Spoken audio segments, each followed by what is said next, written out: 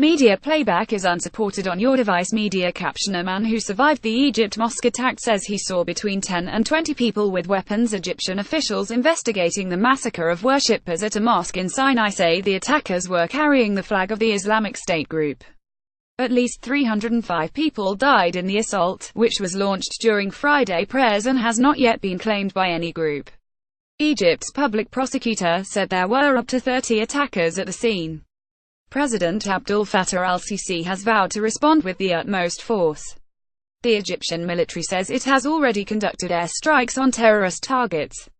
Egyptian security forces have for years been fighting an Islamist insurgency in the Sinai Peninsula, and militants affiliated with so-called Islamic State have been behind scores of deadly attacks in the desert region.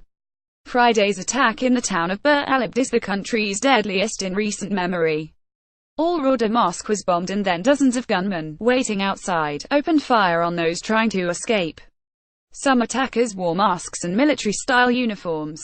The assailants reportedly set parked vehicles on fire in the vicinity to block off access to the building, and fired on ambulances trying to help victims. 30 children are among the dead and more than 100 people have been wounded.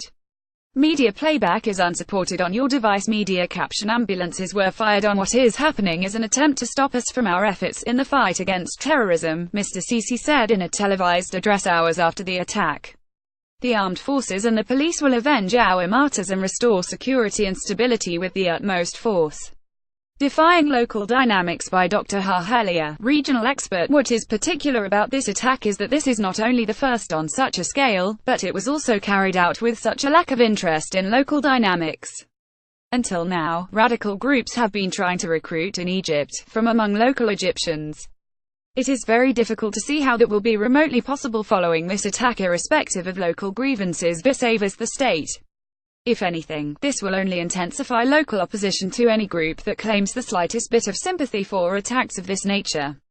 Which militants operate in the area? Militant Islamists stepped up attacks in Sinai after Egypt's military overthrew Islamist President Mohamed Morsi following mass anti-government protests in July 2013. Hundreds of police, soldiers and civilians have been killed since then, mostly in attacks carried out by the Sinai Province Group, which is affiliated to IS. Sinai Province has also carried out deadly attacks against Egypt's Coptic Christian minority elsewhere in the country, and said it was behind the bombing of a Russian plane carrying tourists in Sinai in 2015, killing 224 people on board.